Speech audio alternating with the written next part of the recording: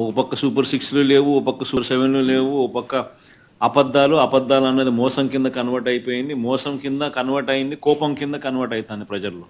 అన్ని విషయాలలోనూ ఈ ప్రభుత్వం పూర్తిగా అన్ని రకాలుగాను ఇదే రకమైన కొలాప్స్ అయ్యే పరిస్థితులకే పాలన ఉంది.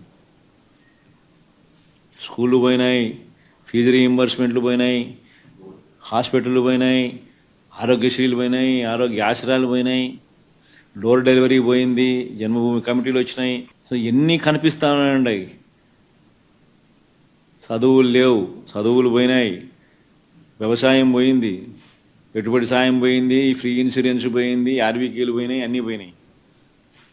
పూర్తిగా గవర్నెన్స్ అంటే ఏదైతే మార్గదర్శకంగా రోల్ మోడల్గా నిలబడాల్సిన రంగాలు వ్యవసాయము, చదువులు, వైద్యము, 3 రంగాలు తిరోగమనమే.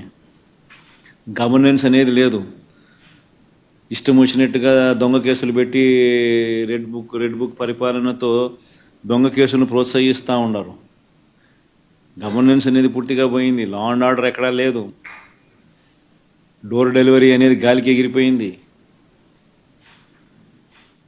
ఇంతకుముందు పారదర్శకతంగా ఇచ్చే పరిస్థితి ఈరోజు పారదర్శకత అనే పదం లేక ఈరోజు విజయవాడలో కనీసం ఫ్లడ్ ఎన్యూమరేషన్ చేయలేని పరిస్థితి. ఇన్ని ఇళ్ళు మునిగినాయి, ఈ మునిగిపోయిన ప్రతి ఇంటికి ఇంత సహాయం చేయాలనుకుంటే కనీసం ఆ ఇళ్ళకు కూడా సహాయం చేయలేని పరిస్థితి. ఇప్పుడు కలెక్టర్ల దగ్గర చుట్టుముడుతున్నారు ప్రజలు.